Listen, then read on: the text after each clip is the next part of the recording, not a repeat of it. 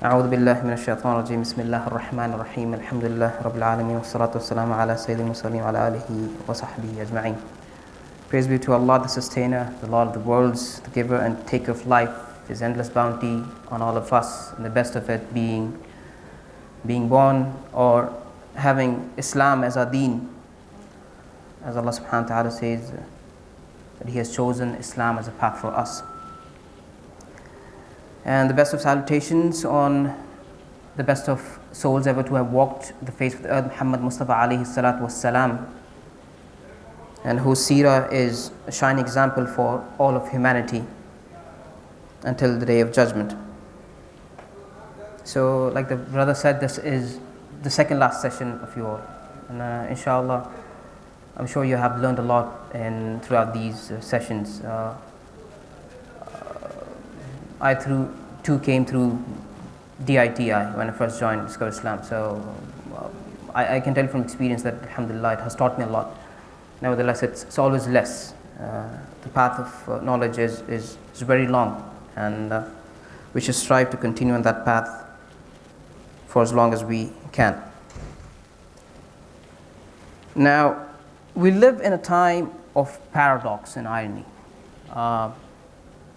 On one side, we have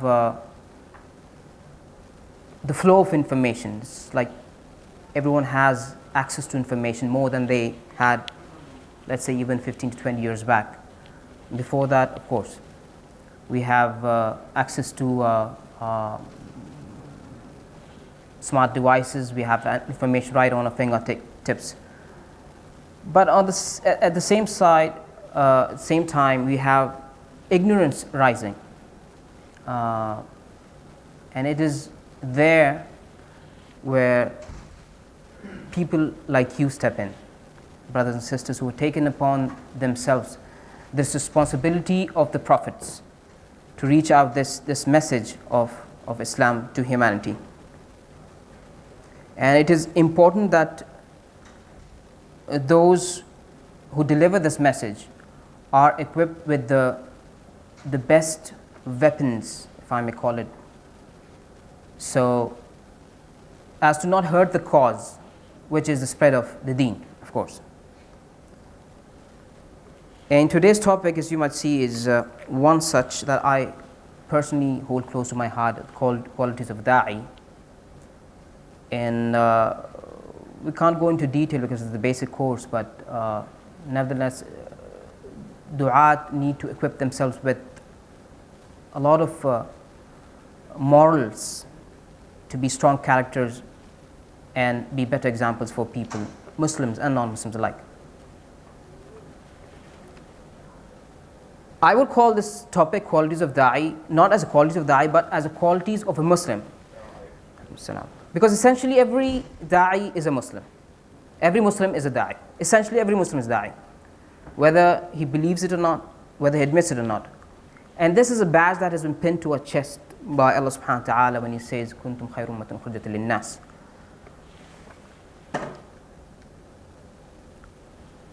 And the best of nations that has been brought forward for mankind. And the reason, of course, is in the next part of the ayah, which says, why? Why are you the best nation? It's because you enjoin good and forbid from evil. That's what it says. Now, who amongst us would not want to be from amongst the best of nations? It's only if you take up the responsibility of spreading out the message. And as the Prophet ﷺ says, بَلِّغُوا عَنِّي وَلَوْ آيَةً. Even if it's just a single ayah, you need information, you need knowledge, of course. But lack of knowledge shouldn't stop you from conveying the message of the deen. And Allah subhanahu wa ta'ala has, okay, we don't have any more slides, okay. So, and He says also in another place, وَلْتَكُمْ مِنْكُمْ أُمَّةٌ يَدْعُونَ لِلْخَيْرِ وَيَأْمُرُونَ بِالْمَعْرُوفِ وَيَنْهَوْنَ عَنِ الْمُنْكَرِ وَأُولَٰئِكَ هُمُ الْمُفْلِحُونَ. And let there be arising from you a nation inviting to that is good, what is right, and forbidding what is wrong, and those will be the successful. So the success lies see, success can be in many forms. You can have success or a successful life if you have a good, let's say, a job, or you have a good status, or you have a lot of wealth in terms of, let's say, houses, or even, let's say, spouses or children. But the ultimate success and the actual success, of course, lies if you get approval of Allah subhanahu wa ta'ala, the rada of Allah subhanahu wa ta'ala, and as a result of the approval, you get what? You get Jannah. That is the pinnacle of every Muslim. I mean, who would want to say that, I don't want Jannah? Everyone wants Jannah, and that is the result of your obedience to Allah subhanahu wa ta'ala when He gives you the Jannah and says, go and live as much as you want, because there is no end to that life. So that is the success that Allah subhanahu wa ta'ala keeps on talking about when He addresses Muslims and those in the path of da'wah. Now,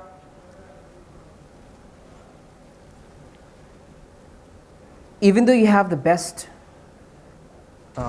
deen that has been brought forward for humanity, there are instances when some of our ignorant brothers make mistakes and they convey the deen in a wrong manner, which, of course, nowadays it's more, because, like I said, since we have access to the media, it's unbridled access.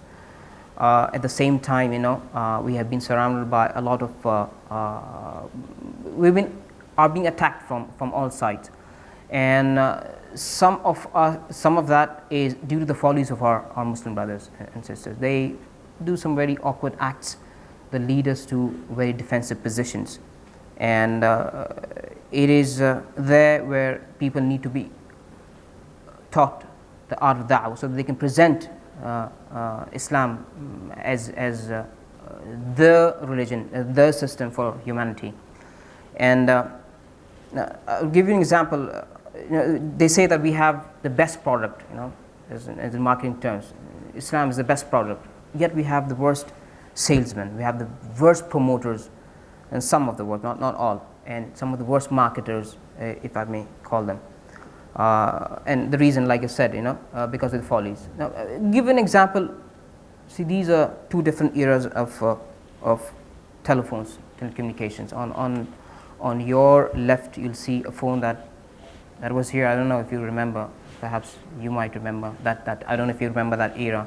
Some of the old guys might. I'm not saying that you're too old, but I'm saying that it was an old time in which you had those phones. And this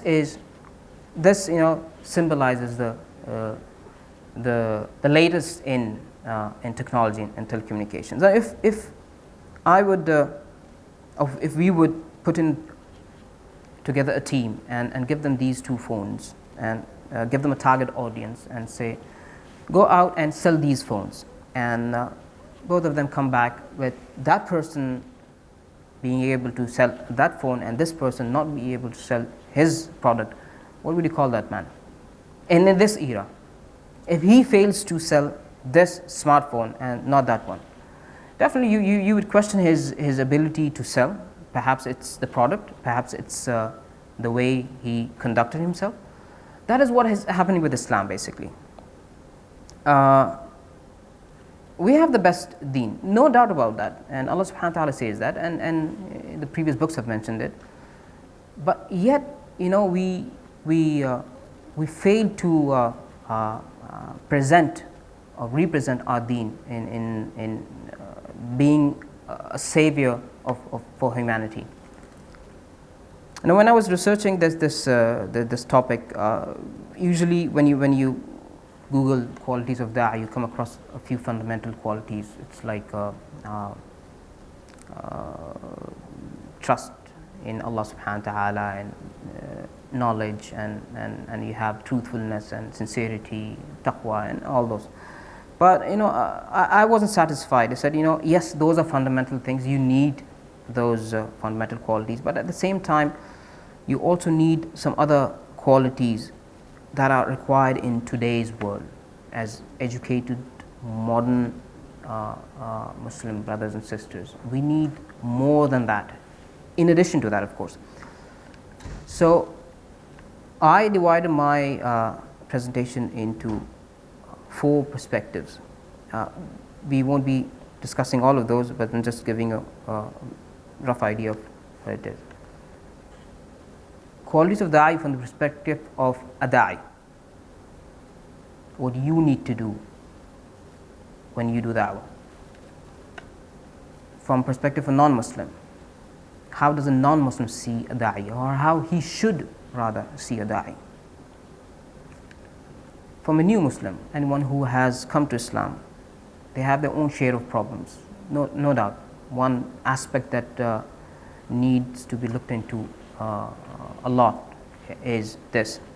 And then you have the aspect from family, friends, community, you as a Dayee conducting yourself amongst your family and friends. Not only discover Islam, come to discover Islam, perhaps you're a different personality, you go home and you're a different personality.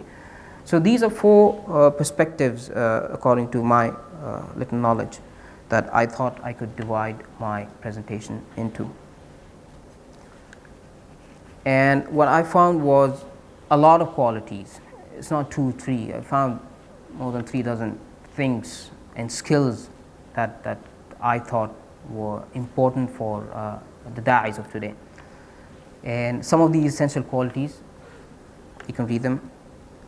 So of course you have to be a practicing Muslim, then you have knowledge and those other fundamental things. These are also part of those essential qualities. And then these are the ones, if you look at them,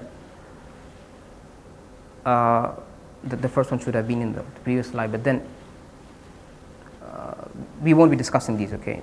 These can be part of our advanced level, but just giving an idea of what we or you as du'at need to further present your message in an effective way, so that it's effective. So like for example, you see good listener, discipline, consistency, accountability, then you have some other skills, you know. If you're good at your work, in IT, law, engineers, doctors, you could use all of that in Allah's path. All of that in Allah's path. You don't necessarily have to say that since I'm let's say for example, a medical doctor, how can I help humanity? Of course, humanity looks at you as one who gives shifa. Of course, shifa is from Allah subhanahu wa ta'ala, but you know, when they come to you, they have this hope that this doctor has a certain ability that can cure me. And when you use that, and when he goes happy from you, and you use that to give him the message of Islam, da'wah, then his heart is already open. On the contrary, if you're a person who is bad to his let's say clients, you know, then that gives a bad impression, and his heart won't open. I'll give you an example of if you see your personality and your character is the first thing that bumps into a person. If you come to me or I come to you, before even opening my mouth, it is my actions that, you know, give you that impression that if this man's going to be good or not. The way I speak to you or to a second person, you being the third person watching from far away and say, let's say an example, you're in the mall and some guy bumps into you with a trolley, and you know, you start abusing him, being rude to him, and there's a third person watching you, and you are a Dayee, you're from Discover Islam, let's say, or from any organization. You don't have to be from Discover Islam. Dayee can be from doesn't have to associate with any organization. Let's give an example, and then you turn to him and say, okay, a potential person, let me speak to him and give him the message of Islam. Well, that person, the third person, has seen you a while back being so rude. It was just a normal bump, you know. The guy didn't see and he bumped into you, and now he has seen how you reacted, and there you go, tell him about Islam. So, well, thank you so much, but I don't want that Islam. It's enough, you know. I'm okay on my faith, whatever I profess. At the same time, scene 2, okay, change scene, this guy bumps into you and say, it's okay, no problem, speak to him nicely, you know, give him a smile. You know you're hurt, but then, alhamdulillah, you know, you move on. It's Qadar Allah ma sha'a fa'al. Allah did what He will. And this third person is there looking at you. And imagine you approach him or her. His heart or her heart is already open because he's seen this good Samaritan, act very nicely to a person who has done a mistake, but he has forgiven. So his heart is now open, and when you tell him or her something, she or he will at least listen to you. And the rest, of course, is the hidayah from Allah subhanahu wa ta'ala. You can't guide anyone, Allah guides it. But at least you have been given that tawfiq to present Islam in a way. But it started with him or her watching you from far away, and there you go, the door, the portal is open. Now the heart is open. So those qualities need to be as part of your personality. You can't shun them and say, no, I just learned the go rap method and that's it, I can, or perhaps some other method, and I'll just do dawah like Brother Kamal's Makki's method, and that's it, I'll go and do it. And even if you get shahada, we saw those 4 perspectives. It's not you getting a person into Islam. See, that's a long way. It's a long way. And like Brother Kamal, when he came and he said, that it's easy to get perhaps a person to into Islam. The ignorant people out there, just need to tell them some basics of Islam and they'll believe, inshallah, and they will come. But the challenge starts from later on. So those are the different perspectives that I thought, yes, as a da'i, you need to keep your composure till the last moment.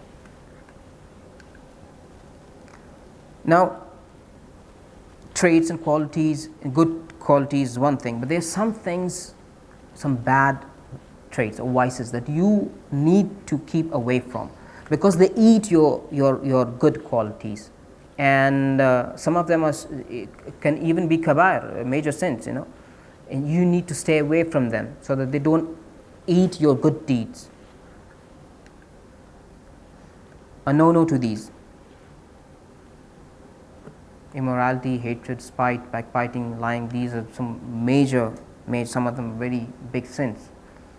And the honor of a brother or a Muslim brother or sister is obligatory on every one of you to protect. His life, his honor, his property is haram on every other Muslim brother. And doing this to another Muslim brother, of course, is you are trespassing against his boundaries, honor that has been given to him by Allah subhanahu wa ta'ala. So you need to stay away from these as much as possible. And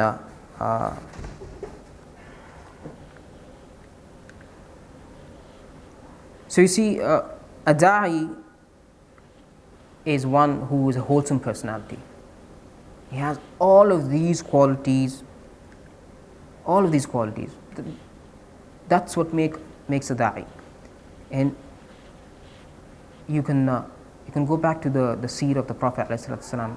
Of course, he was a prophet, directly guided by Allah subhanahu wa ta'ala, but he trained one of the best men on earth after the Prophet ﷺ, the ashab of the Prophet. And there are also shining examples, as there's a hadith authenticated by some and weakened by some. أصحابك النجوم بأيهم اقتديتم اهتديتم.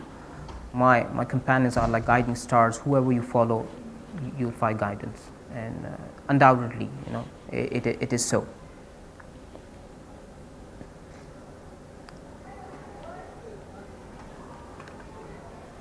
So then, I thought of perhaps tampering with the topic, and I made it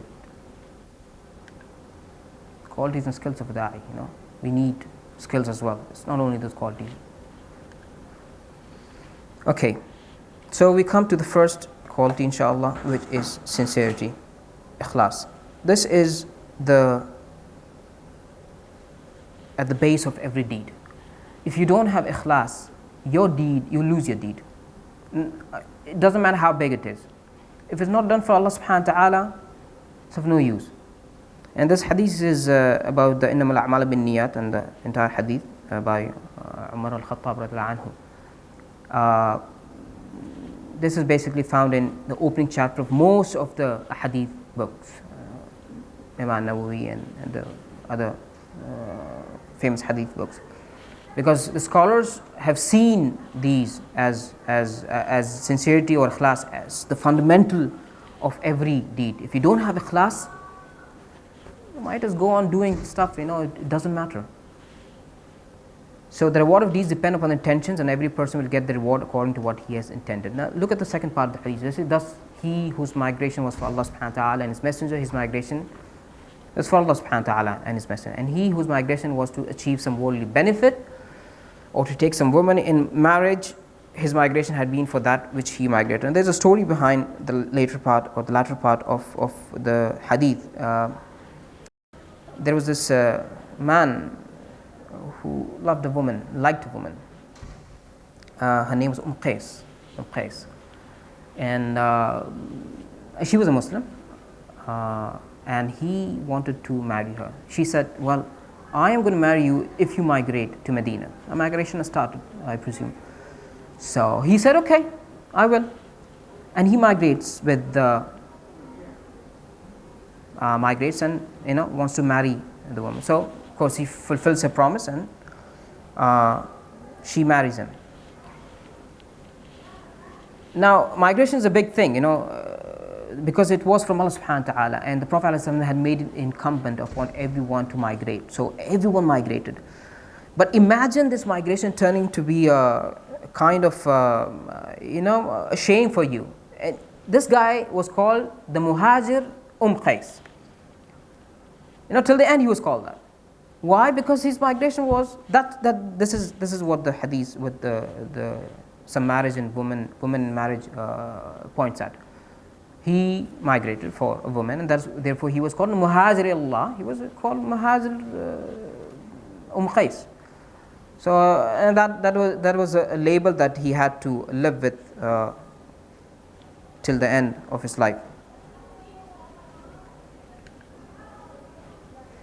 And like I said, there are some very shining examples of sincerity from the lives of Sahaba radhiyallahu ta'ala alayhim ajma'in. This ayah of Al-Ahzab is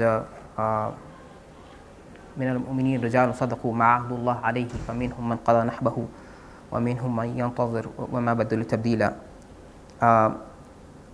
Anas bin Malik reports that his uncle Anas bin Nadhr had missed Badr, the Battle of Badr. And Battle of Badr, whoever fought in that battle, the Prophet ﷺ said, do whatever you want, for everything is forgiven for you. Now, of course, whoever missed that battle for some reason, either they came later or they weren't there, they had this thing in their hearts saying, I wish I had been in the Battle of Badr. And Anas bin Nadhr was one of them, and he wanted to be, he came to the Prophet ﷺ and said, I missed the Battle of Badr, but I wish Allah subhanahu wa ta'ala gave me just one chance so that I could prove how brave I am, and that I can fight the kuffar or the pagans for him. And lo and behold, his wish came true. Uhud came, and about Uhud, right? The Prophet ﷺ has set some archers on the top on a spot and told them, do not move until I tell you to move.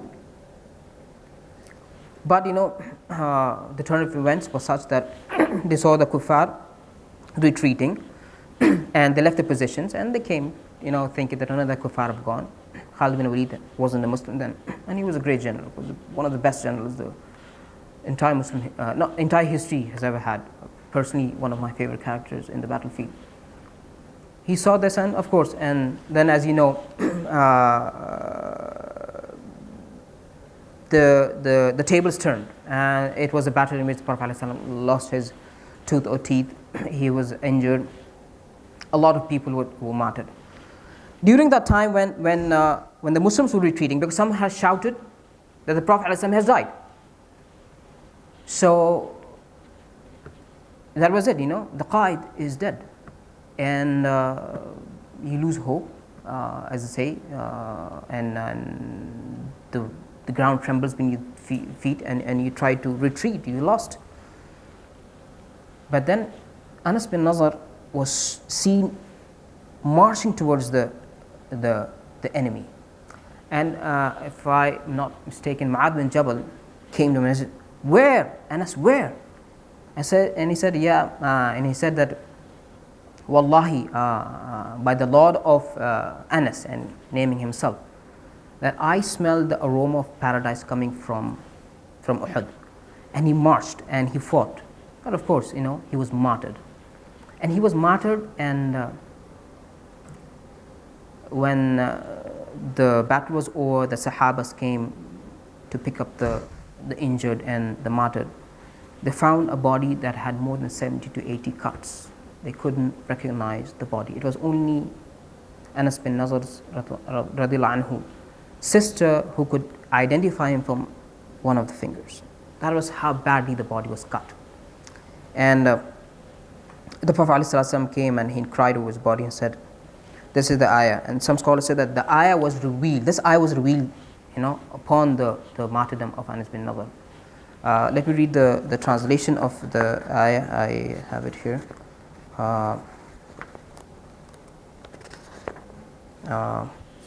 It is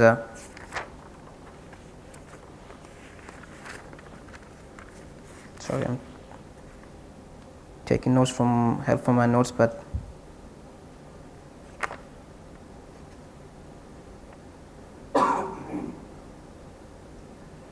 from the believers are people who were true to the covenants with what they had made with Allah subhanahu wa ta'ala, and some of them fulfilled that covenant and some of them are waiting, meaning this door is open till the day of judgment for those who have made a covenant with Allah subhanahu wa ta'ala. And that was the thing, and he cried over the body, and this ayah was revealed according to some scholars. And rather Anas bin Malik said that he concurred with this thing, and he said that this is when it was revealed.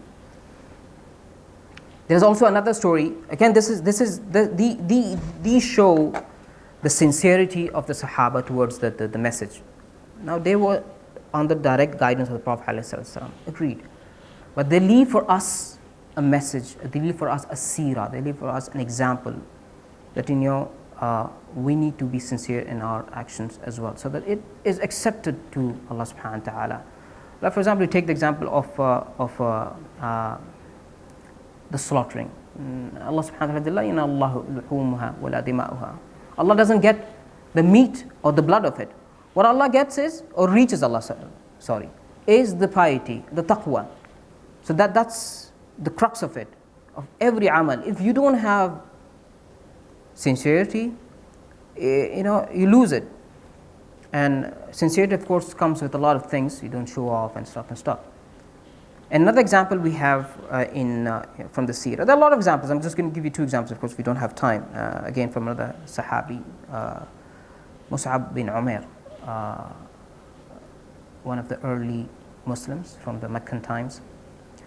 This was this young man who had everything in his life. In Urdu we call it mummy, daddy, bacha, or burger bacha. He had every luxury of his life. What would a man who's rich, want? Like if you see rich kids,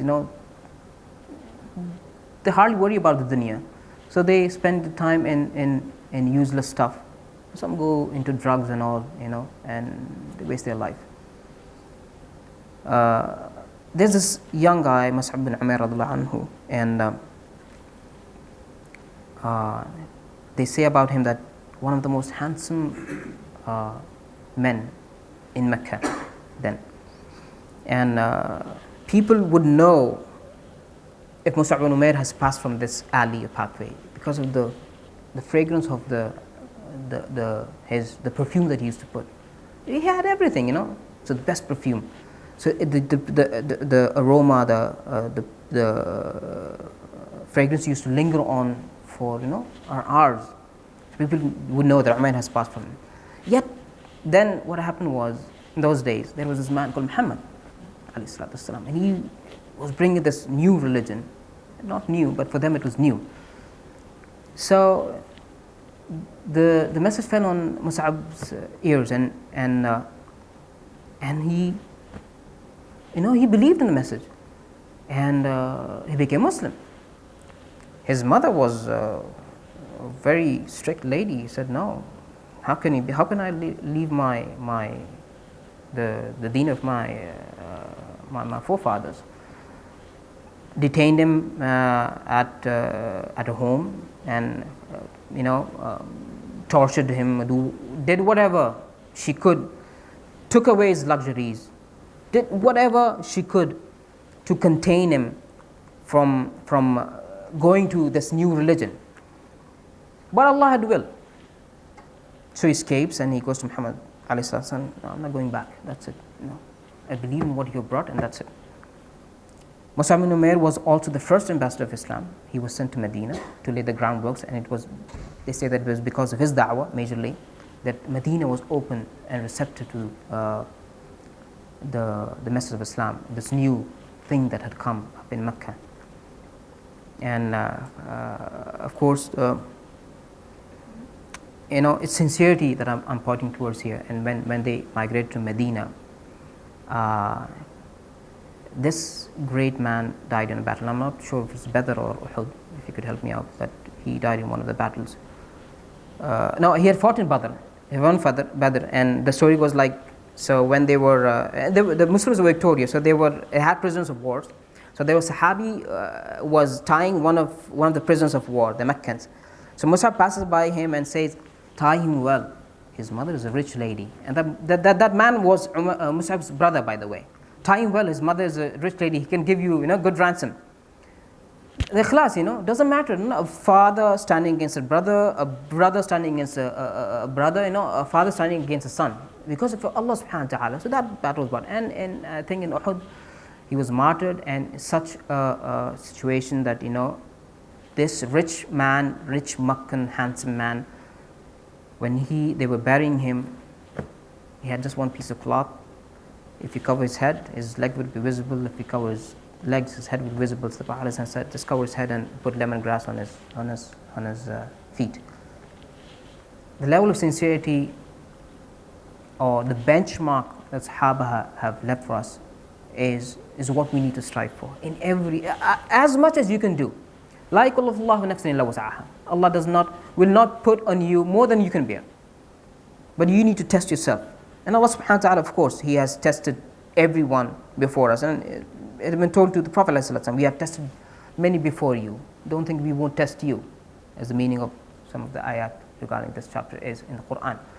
So a test is there. We do not ask for tests. Allah subhanahu wa ta'ala may not put us through any tests. It's because Allah's tests are very tough, and you might have heard of read about the Anbiya, especially Ulul Azm, the great being Musa and Isa and Yusuf and Muhammad alayhi salam, Ibrahim alayhi salam, how much they were tested, but they didn't lose their composure. They had trust in Allah subhanahu wa ta'ala, and their sincerity in what they were doing. So very major fundamental thing for a da'i to put, you do not go out and say, okay, 1 shahada, 2 shahada, 3 shahada, oh, I have 100 shahadas.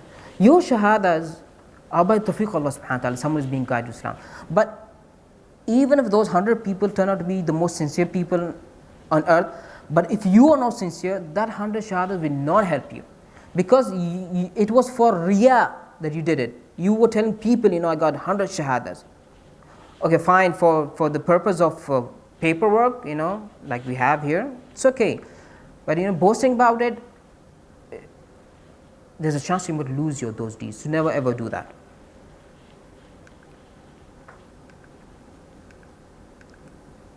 Do these for Allah's sake. A few tips: don't seek praise from people, and intention must come from the heart. Okay, I've put some du'as at the end of every quality, and I'm sure you will getting these slides. You can go through the du'as. Du'as not necessarily means that these are masnoon du'as, but you can make any du'a for sincerity. You don't necessarily have to know this. But these, of course, masnoon that came from the Prophet's blessed tongue. So, of course, they have their own status. But even if you don't know these, you can ask for any dua in your own mother tongue, language, whatever. We will be talking about dua as well in the end, because that's also an important thing a da'i or every Muslim should know. It is very underestimated dua, so we'll be talking about that. So we have these du'as and on those qualities, so that you can have them. ultimately it's Allah subhanahu wa ta'ala who beautifies your character. Okay, now we come to knowledge. Nothing should be done without knowledge. An ignorant person, if he does something, he might do it wrongly, and instead of bringing benefit, what that does is it brings harm. And we have a lot of muftis who take them fatwas from Sheikh Google and Sheikh Facebook and Mufti Twitter and all. Beware of doing that. You never know what you say might affect anyone, and if he takes that to be true just because you know a little more about Islam than him, or let's say that you come to discover Islam, more often say, this guy goes to discover Islam, so I'm sure his knowledge is good. Not that it's not, I'm not doubting anyone, but then you need to be very, very careful about what you say that might affect positively or negatively. Unless you show that this is true, you just don't utter it. And knowledge, of course, is a lengthy journey that never ends. It starts from the mother's cradle, ends to the grave. There's no person who can say that I know 100%. The ultimate truth, that knowledge is with Allah subhanahu wa ta'ala, and He has given humanity as much as they need. So here is Allah subhanahu wa ta'ala in the Quran it tells the Prophet, قُلْ هَذِهِ سَبِيلِي أَدْعُو إِلَى اللَّهِ عَلَى بَصِيرَةٍ أَنَا وَمَنِ اتَّبَعَنِي وَسُبْحَانَ اللَّهِ وَمَا أَنَا مِنَ الْمُشْرِكِينَ. This is my way, I invite to Allah with insight, I and those who follow me, and exalted is Allah, and I am not of those who associate others with Him. So there you have, knowledge is very important, that you may present the deen the way it is. For knowledge, Musa alayhi salam, when he thought that he was the most knowledgeable amongst his people, Allah subhanahu wa ta'ala said, no, there is someone else. And he said, okay, who's that? So okay, fine, I'll give you signs, take a fish, keep a fish with you, go on start the journey, and wherever the fish, you see that the fish is gone, that's where or the rock as it's called, then that's where the person is who I'm talking about. So Musa alayhi salam goes on this journey, again in search of knowledge, to emphasize knowledge or gaining of knowledge. And they come near the rock, and he tells his servant, he said, and they doze off, so or whatever, they rest, and the fish somehow escapes into the into the water. And when they move ahead, and then tells the boy, we are hungry from this and tired from this journey, bring us some food. He said, I forgot, rather the shaitan made me forget it. When we were near the rock, the fish just miraculously escaped. So that was what we looked for. They went back, followed their footsteps, and they came back to the set. There they found Khidr. Some say he's a wali, some say he's a prophet, Allahu A'lam. The Khatib in my mosque this Friday said he is a prophet, and he gave his own reason for it, Allahu A'lam. And so he said, I want to learn from you. I said, yeah, fine, but then he said, فَلَن تَسْتَطِيعَ مَعِيَ صَبْرًا. You won't be able to, be patient with me. So there you see, patience is, for knowledge, is important. One is journey. Musa alayhi salam journeyed to inquire, to get knowledge. Two things that make your knowledge worthwhile is when you walk for that, to acquire that knowledge, and you consider that valuable because you have taken so much pain. Travel is not easy, and the Prophet ﷺ says, so whoever's travel is finished, go back to your home as soon as possible. Why? Because you get hungry, and there are a lot of hardships associated with travel. So here we have Musa alayhi salam traveling in search of knowledge, because Allah subhanahu wa ta'ala has clearly told him that there is a man who knows more than you. And So you know the story. He breaks, he damages the ship, and the Musa said, "What are you doing? You damage a clean ship." He said, "Okay, that's it. I told you that you won't be able to be patient with me." So okay, fine, give me another chance. And then he kills a boy, and they said, "You killed an innocent soul." Said, "I told you." And then okay, fine, just one last chance. And then they go on, and he starts to build a wall in a place where people are not ready to host him. He said, "What is wrong? The people are not ready to host you, and you're building a wall for them?" He said, "That's it, Musa alayhi salam. And Musa, let me tell you why I did these." So and then the story, of course, goes. And then he says that this is from Allah subhanahu wa ta'ala. Knowledge given to him by Allah subhanahu wa ta'ala. He didn't say that I know it. He says it's from him. So whatever knowledge you have, of course, is from Allah subhanahu wa ta'ala. And you should strive for acquiring more and more knowledge. Never ever say I have had enough. At the same time, you don't wait for the perfect moment to say, now I have knowledge, so now I'm going to preach or do da'wah. No. You do da'wah, but at the same time be careful. If you don't know anything, فَاسْأَلُوا أَهْلَ الذِّكْرِ إِن كُنتُمْ لَا تَعْلَمُونَ. You have ulama, go to them. Go to them and ask them. Don't just say, if you know you're in the middle of something and this guy comes and tells you, tell me this, there's this issue, I need some opinion. And you don't know.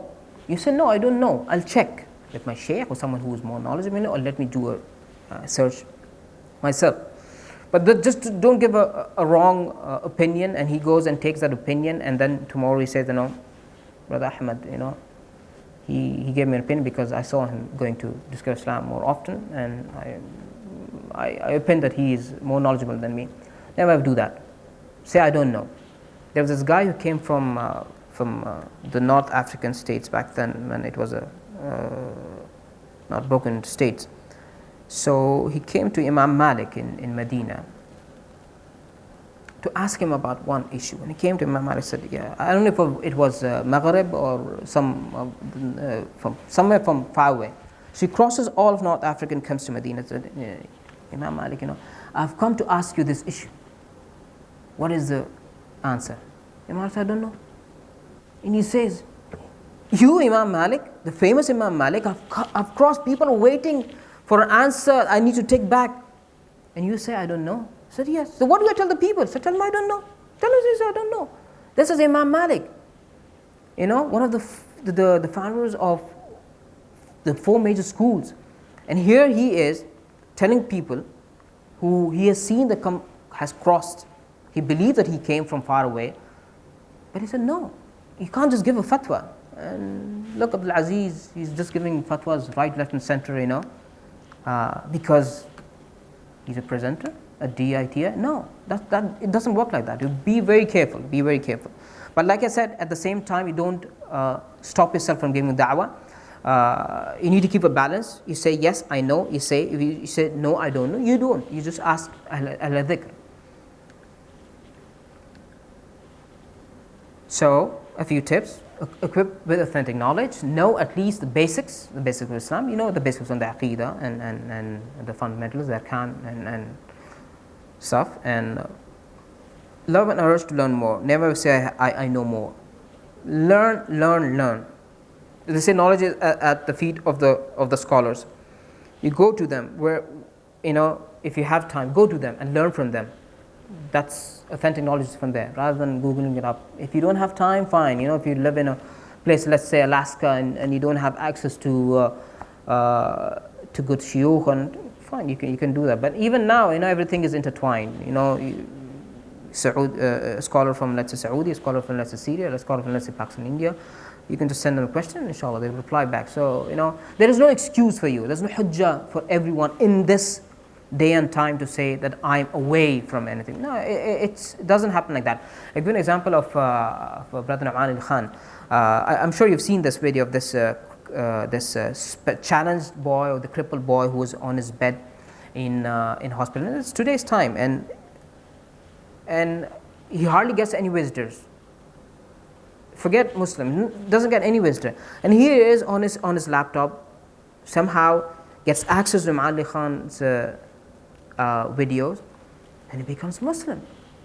And so when Nu'man al-Khan coincidentally goes to that city. They tell him that there is this person, and who told him was this other person who was a non-practicing Muslim he used to come and clean the hospital or something, and he was surprised that this guy can't even walk.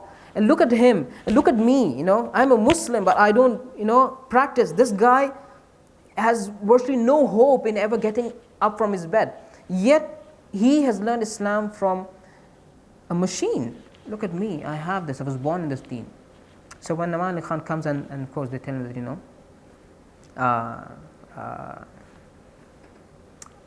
that's the case. Naman Ali Khan says, leave everything, let's go.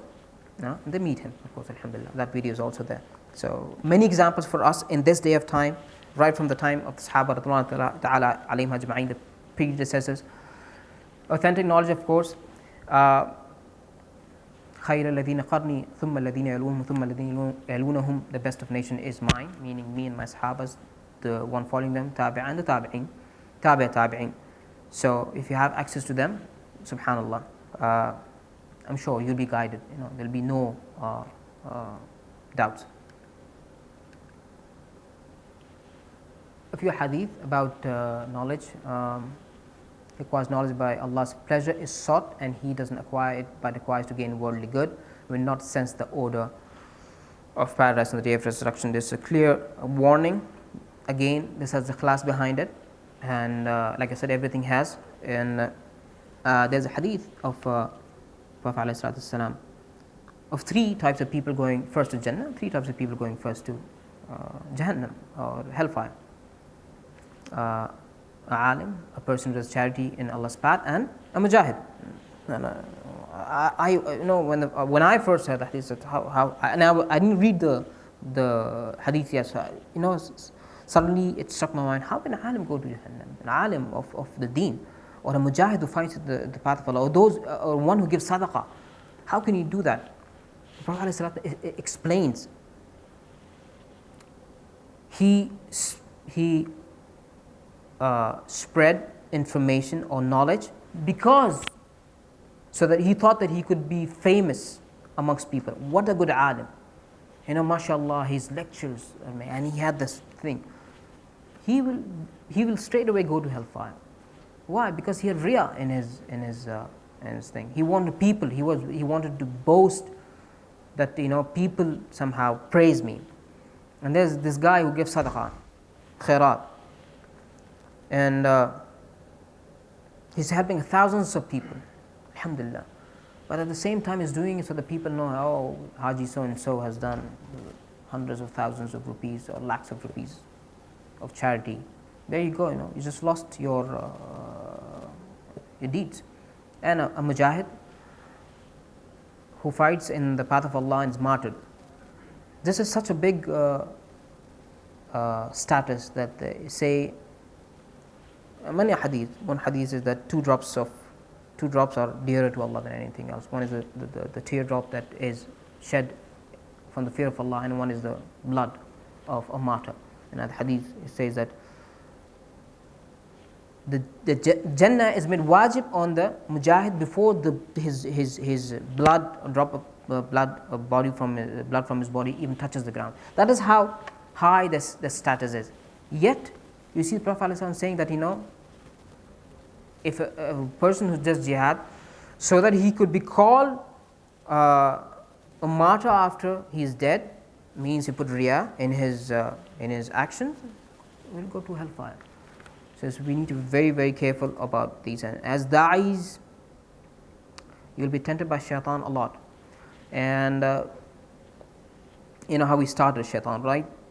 Mother and father, Adam and Eve, Adam and Hawa, telling them, when they were put into paradise, his whispers, and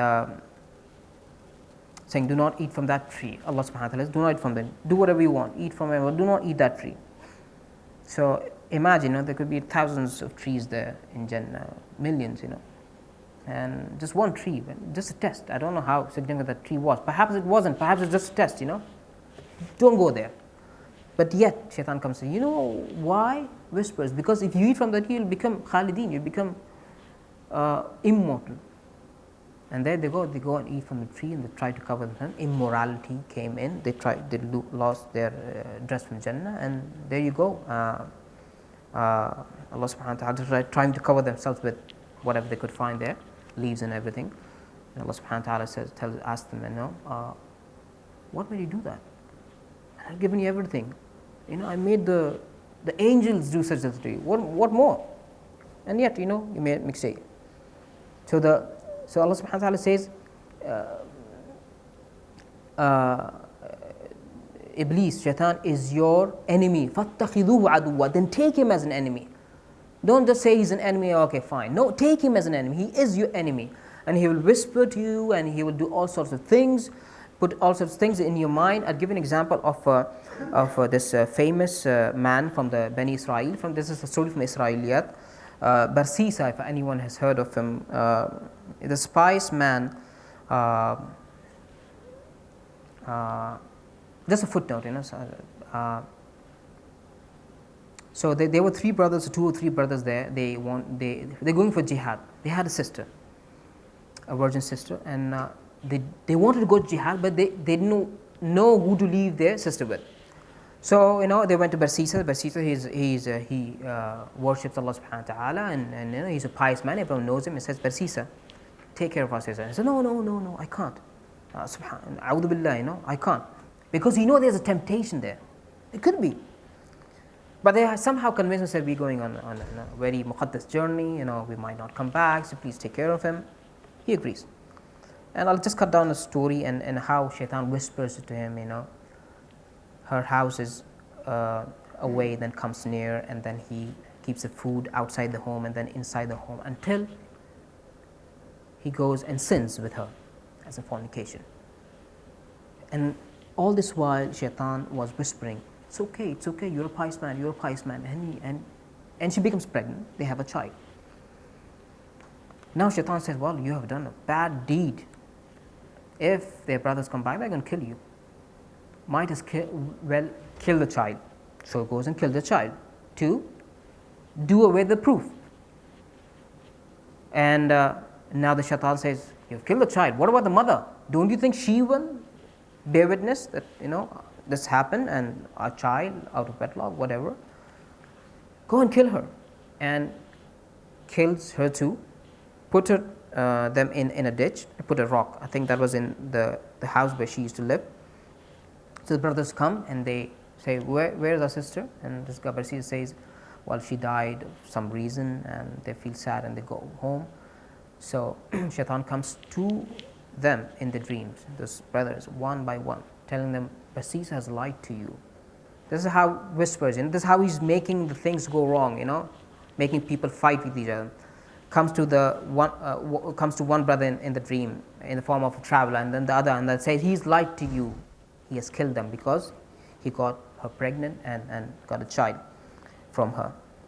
And so the brothers say, this is, one brother goes to the other brother, I have seen this dream. He said, I have seen this dream too. And the third one said, me too. So but the elder brother says, it could be your, just waswasa.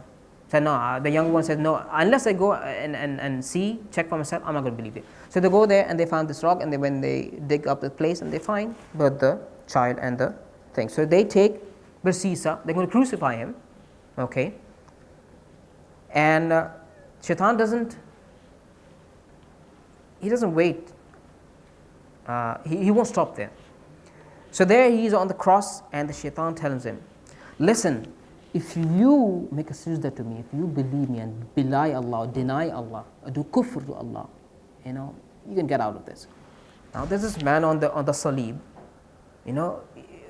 they say in Urdu, dubte ko tinke ka sahara, a man who is drowning would hold on to anything, even if it's just a toothpick.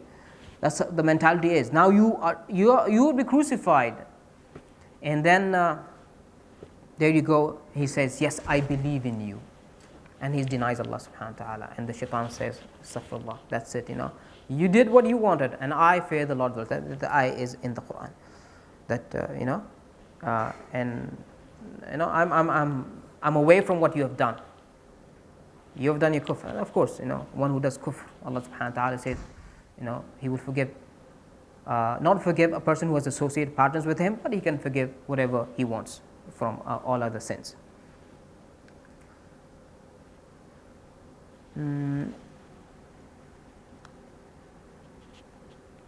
So there's another profound hadith. He who acquires knowledge in order to fall into polemics with other scholars and prove his superiority over them, or dispute with the ignorant to attract the attention of the people, Allah will throw him in the fire. Again, the case of Riyah. Du'as for knowledge, you can inshallah go through these du'as once it's done. Trust in Allah subhanahu wa ta'ala.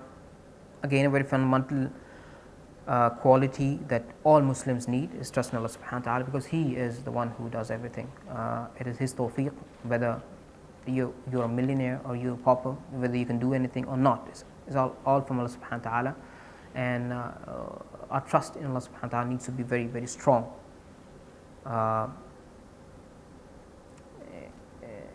Just by saying you need to have trust does, somehow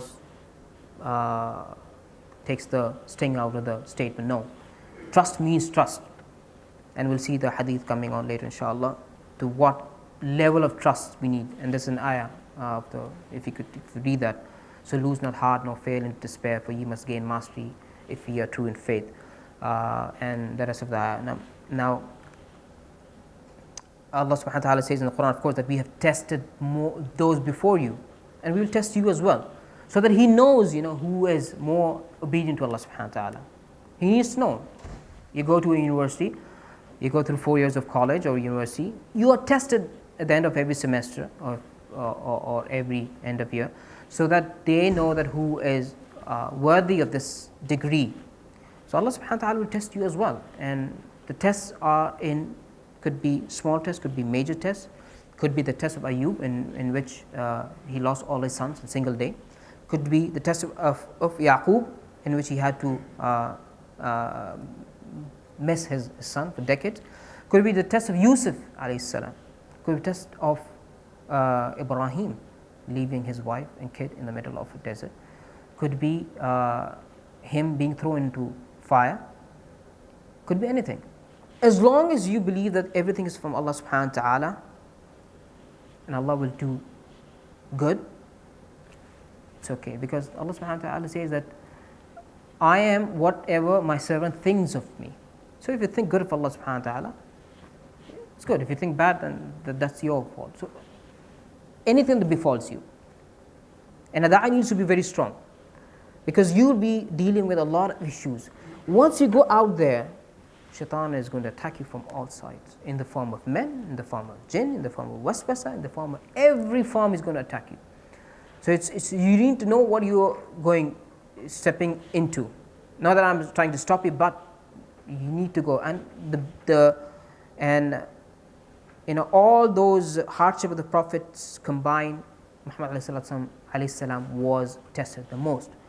Whether his people throwing out of his city, forcing to leave, whether he was in the Sha'b Abi Talib for 3 years, whether he went to Taif and he was stoned, pelted with stones, or whatever, or whether if the issue of the Aisha radhiyallahu anha, when she was slandered, all those tests were there.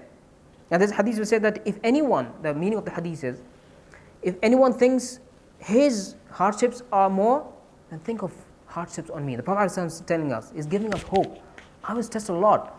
Now we are not, the door of Nabu was closed, so there's going to be no Nabi. So imagine your test could be a lot, could be less, but inshallah Allah will not test you more than what you can bear, as He says in Al-Baqarah in the last ayat, La yukallifullahu nafsan illa wus'aha.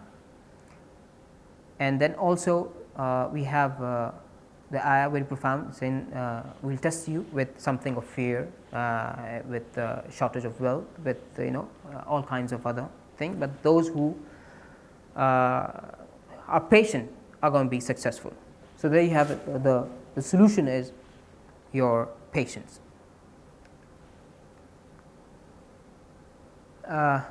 other ayahs in this regard.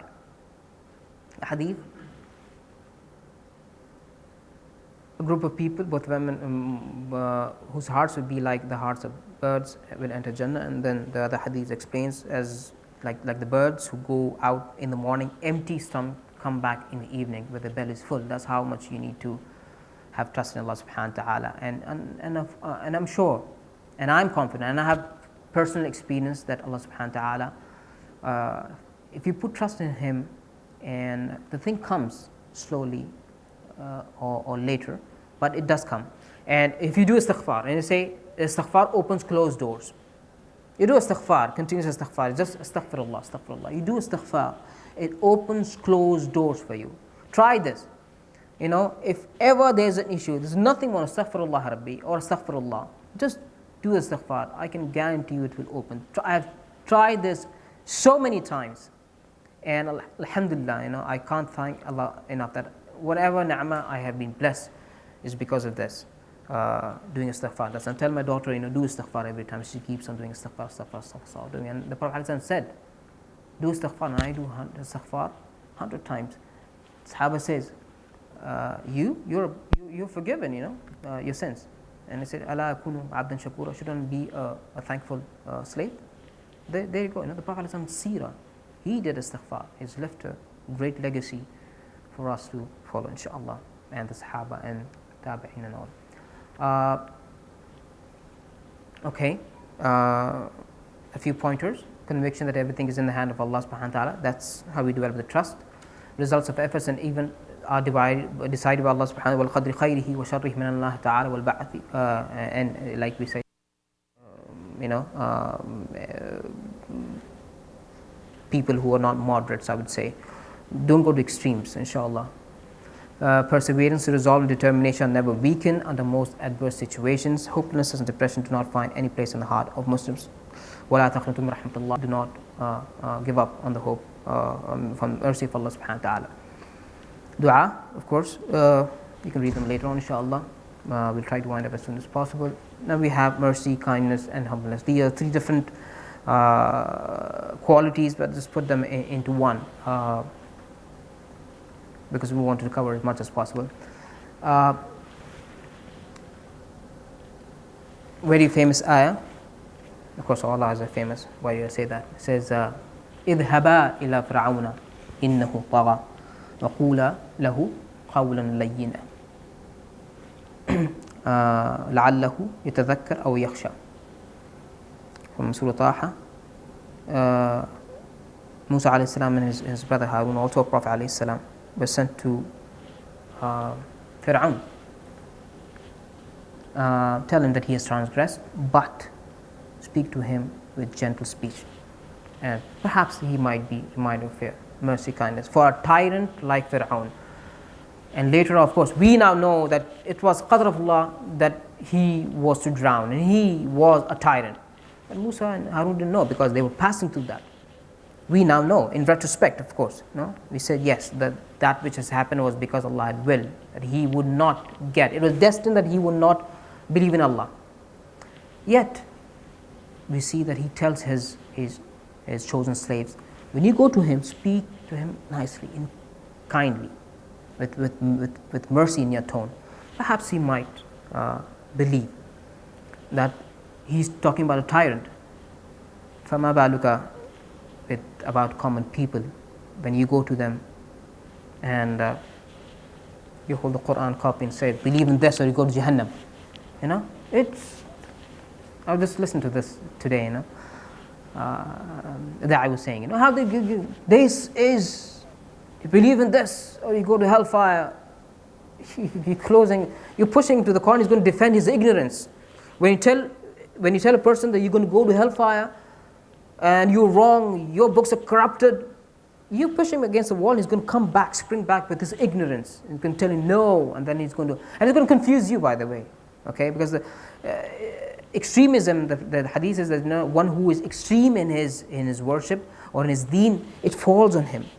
Could mean a lot of things. That, you know, when you do it extreme, there comes a time when you yourself can't continue with that form, and it falls on you, and then you suddenly, there are Muslims there, in the world, who have started with a lot of vigor and enthusiasm, but they have done just too much, and a time comes when they say, well, I can't do it now, and then they start on leaving even the fara'id.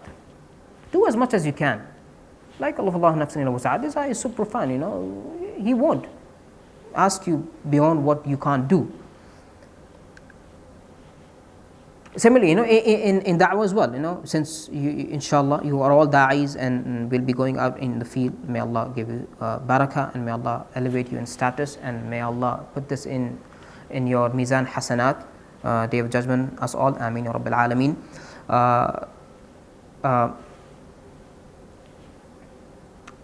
Always keep in mind that you take everything slowly and steadily. Do not take more than one work. If you take more than one work, you're going to be affecting the other works. I tell you this from experience. And it falls back. There's a fallout. If you say, okay, I'm going to do this, I'm going to do this, I'm going to do this, I'm going to do this, you will not be able to do anything. Take one or two things, do that to the level in which you can. And the hadith, of course, says that the best of you is one who does work to the level of perfection. Okay, that's a hadith. And you should be striving to do that, any work you start with perfection. Don't leave in midway. No point. If you consistency, of course, you need consistency. And of course, mercy is, they say that Allah has took a fraction of His mercy and gave it to the world. The rest He has kept for the day of judgment, And this is because of this fraction of mercy from His vast sea of mercy, is that we are kind to each other, or the animals are kind to their, otherwise, we'll be killing each other. And look at mercy, when we talk of mercy on the day of judgment, and He says, I'm merciful, I want you to be merciful too. One who is merciful to those on the earth, Allah is merciful to them on the day when you will find no other shade than the shade of His throne. So you have the focus that that day when a son will approach his mother, I need good deeds. No, go. Today's son, I'm worried myself. Goes to a father or son or any relation, friends, they'll just show away and say, I'm in deep trouble myself. I can't help you today. You're on your own. And so there's this man talking about mercy of Allah subhanahu wa ta'ala, to give a view of why we also need to be merciful, because it comes from Allah subhanahu wa ta'ala's orders.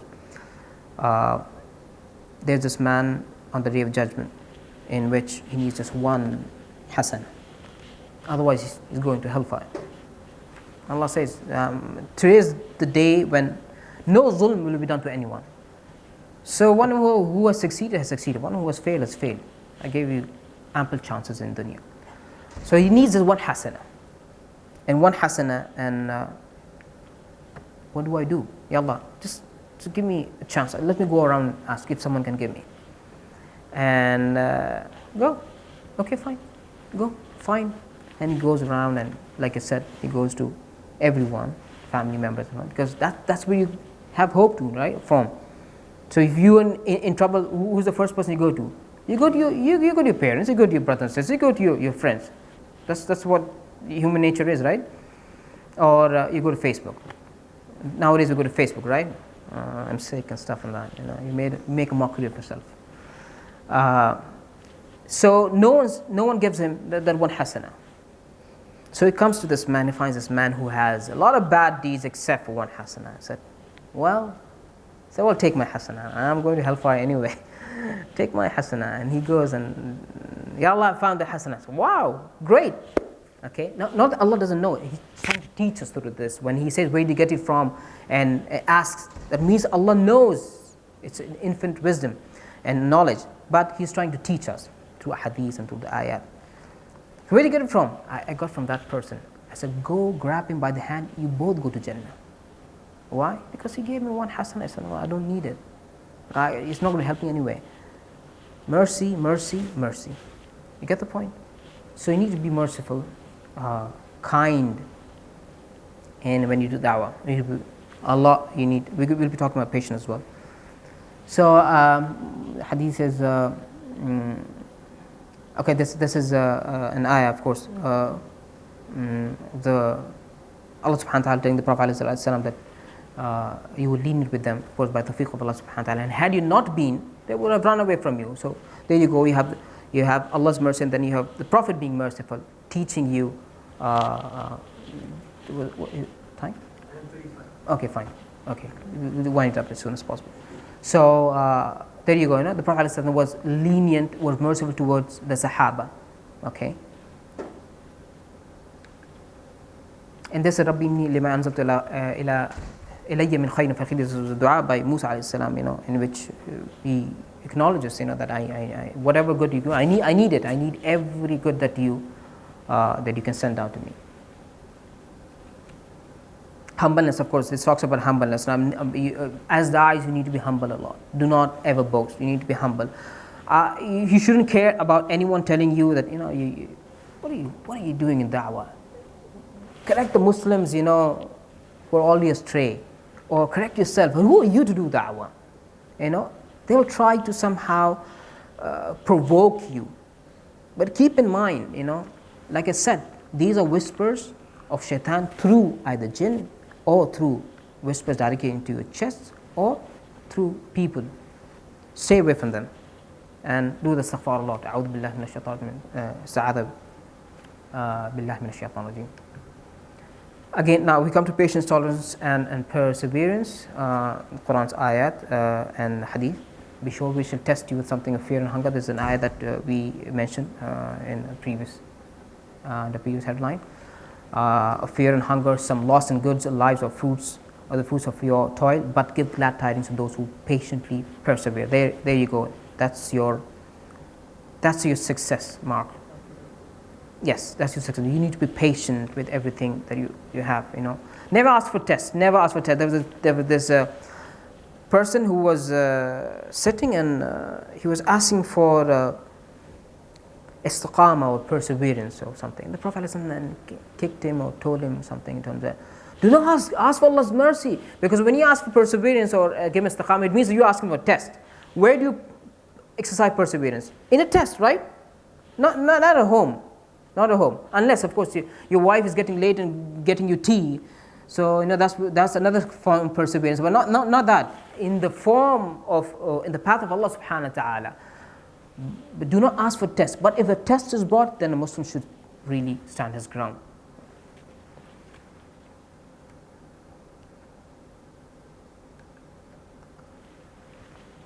There you see, like I said, ample examples from the seed of the Prophet ﷺ.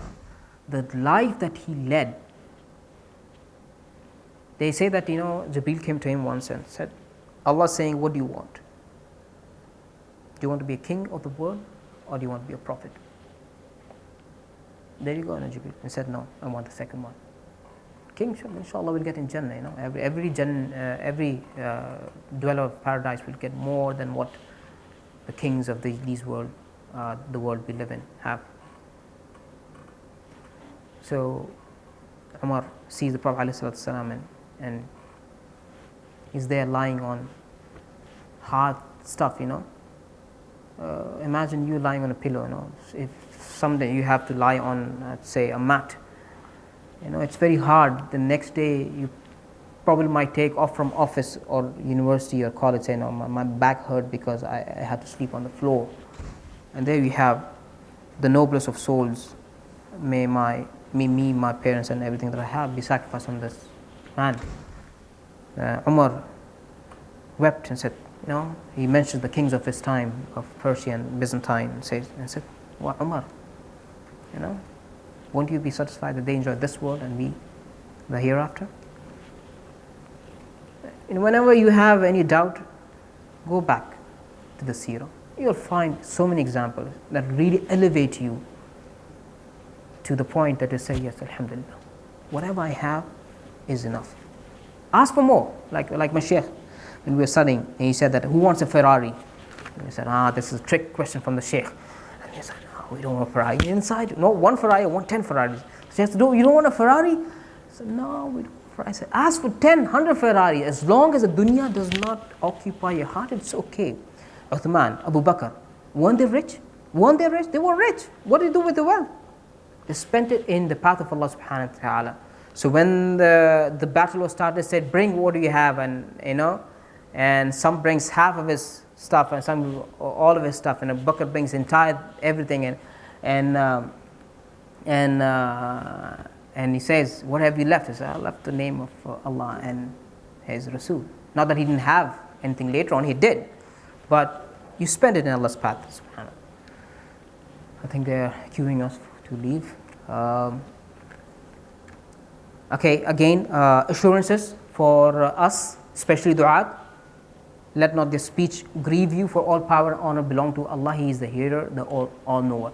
When the Prophet ﷺ used to get sad, why his people are not accepting his message, or people who used to torture him or used to be bad at him, Allah subhanahu wa ta'ala used to continuously bring those revelations on him. These revelations are for until the day of judgment, and we need to take lessons from these and solace from these. Again, a dua, inshallah you can read it later on. Okay, wisdom, very important. Desire to advise the one with authority. Say that this is straightforward. If you want to advise anyone, you do it according to the circumstance, according to his understanding. Okay, you just don't. If you see, let's say, a non-Muslim who doesn't understand Arabic, and you start quoting the Quran using very hard jurisprudent terms, he won't understand anything. It's no point. You're burning your calories and you're wasting his time as well. Make it into the language that he understands. Make it easy as it is. So there you say, if you speak to someone in authority, you need to speak. He has been given authority by Allah subhanahu wa ta'ala. So you need to, when you advise a person in authority, you do it what befits the circumstance or the person. Do not belittle him. When you say you are king, so what? Allah is the biggest king. To hell with your kingship. There you go. You'll go in jail. So wisdom is important, and of course in all these sessions you might have heard, would have had definitely the hadith, ud'u ila sabili rabbika. Every session, inshallah, this is what you call the mainstay of the Dayee. This is where we start from. Ud'u ila sabili bil hikmah, bil hikmah, bil hikmah, bil hikmah. So hikmah is very important.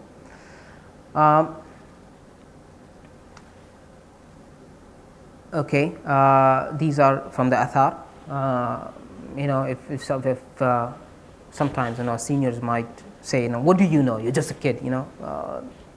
Perhaps we need to understand that wisdom has nothing to do with age, though naturally, of course, I think as you grow you need to be wiser. But if that doesn't happen, that's not necessarily important. A person who is young can be wise as well.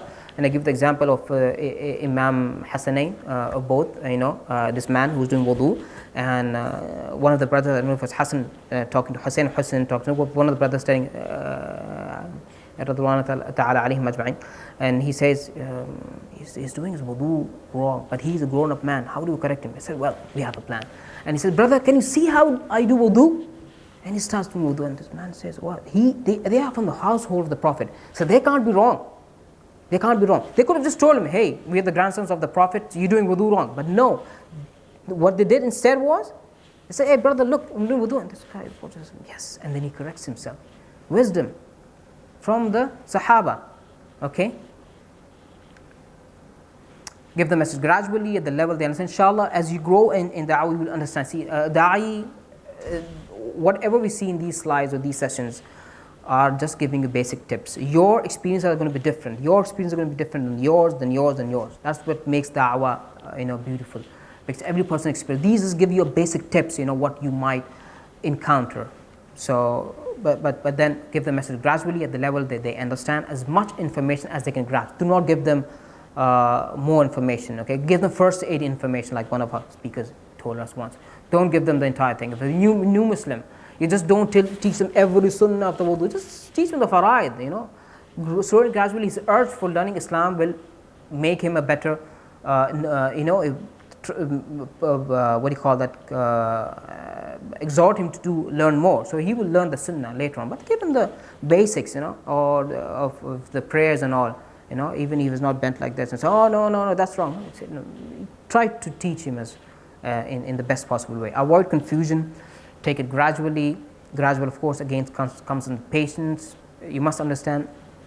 Give an example that, for example, there's a person who starts learning about Islam. It's not necessary that the person who is exposed to the first time, the Muslim, that he continues with that Muslim till the end. It could be that he has heard Islam from you and he has been taught by you, and then you take Shahada at your hands. It's very natural, Could be that there's a person, you meet him and said, okay, fine, let me tell you about Islam. So, wow, okay, take a pamphlet. And then he leaves the country, goes to, let's say, UK. And then he meets a Muslim and they say, I want to learn more about Islam. And then he goes to the US and there he takes a Shahada. All three of you, inshallah, or all who have taken part in this will get their rewards. Okay, du'as. Now, this is a very important thing. Inshallah, we'll wind up after this. Du'a is one of the most underestimated things by us Muslims. It's not only da'wah, in everything. Do du'a as much as you can. It really, gives you comfort. And you ask in none but Allah subhanahu wa ta'ala. The most excellent worship is du'a. Du'a huwa al-ibadah, al-mukh al-ibadah, as the hadith says. Very profound, very strong. Whatever you can, do du'a. Even if you're just sitting, you don't need anything, just do du'a. Why? Because there's a riwayah saying that the person and Day of Judgment will find a mountain of good deeds. And you think, these are not mine, because I didn't do. I know what I did. I didn't do the. Then Allah subhanahu wa ta'ala will tell him, these are yours. One. These are du'as that you made in dunya but didn't get accepted. So it never goes to waste. The du'a never goes to waste. The hadith is that ask Allah subhanahu wa ta'ala even for the sandal strap, the tasma as we call it in Urdu. Even for that, ask him. Why not? Don't be ashamed, because he loves us more than how many mothers? 70 mothers, right? I ask him for everything. And inshallah, with the conviction that he will give me. Or if not, then we'll see later on what happens with du'a if it's not accepted. There. Okay, Allah subhanahu wa ta'ala is very clear here. وَإِذَا سَأَلَكَ عِبَادِي عَنِّي فَإِنِّي قَرِيبٌ. You don't need intercessors. You don't need to go to a person. Okay, if he's a pious person, you could tell him go do du'a. But if you are in your home, you don't ring up a person, or, you say, no, my du'a is not accepted because I'm a bad person. You never know, You just do du'a. Sit there and do du'a. You don't need to go out to reach to a certain person, or ma'adallah, people going to shrines of dead people or peer or whatever they call them. That's shirk, Try to avoid them as much as. Try to avoid, not as much, but try to avoid it, end of the story. And Allah subhanahu wa ta'ala says, ask me, I'm closer to you than your jugular vein. What more did you want? So it's closer to us, so close, then ask him, he will listen to you. And Allah subhanahu wa ta'ala, comes every night, descends to what? In the last part of the night. Is there anyone who wants to ask that I can give? Anyone who wants to ask forgiveness so that I can forgive him? There you go, Allah subhanahu wa ta'ala descending himself, asking you. If you want, but sleep is more important, so I guess. No, so we'll make dua. Okay, this is a hadith. I want, inshallah, we'll be finishing with this. If you make a dua, three things happen to that dua. Three things. Allah, He means Allah. Allah brings about quickly what He made dua for. Whatever dua, I want this, it happens. He stores it Him for the hereafter. You need, in the hereafter, you'll be needing each and every hasana, each and everything. You'll be holding on to everything, my brothers and sisters. It's going to be a terrible time, Read the Surah Al-Qari'ah or Surah those other surah in the end. You'll see how, or Surah Al-Qiyamah, you'll see how tough it will be. So do du'as. It doesn't cost anything, not even a calorie, Or he works from that person similar harm. So you do a dua. Ya Allah, give me a car. But you don't get a car. But what happens is the harm that you might not even know of is pushed away from you. Because we live in a world of unseen. We believe that the unseen is there. Allah subhanahu wa ta'ala knows. We don't know what is going to happen to us the next moment. So make dua as much as possible. Do not underestimate the power of dua. Even if you're going for da'wah, let's say going for street da'wah, make a dua, Ya Allah subhanahu wa ta'ala, put barakah in what I'm doing, and put Rabbi shrah li sadri, as we say. That's a dua, you know. Musa, when he went for Pharaoh, what did he say? Rabbi shrah li sadri, wassir li amri, wahlul 'uqdatan min lisani yafqahu qawli. So he made a dua, you know, before going. He's a prophet, but he made a dua before going so that things could be easy for him. You make dua for everything, whether it be dunya or whether it be deen. And I'm sure you've heard of this hadith or not. Nothing can change qadr. This changed my life. And I thought, you know, qadr couldn't be changed. Nothing can change qadr except for dua. And this has been authenticated by muhaddithin,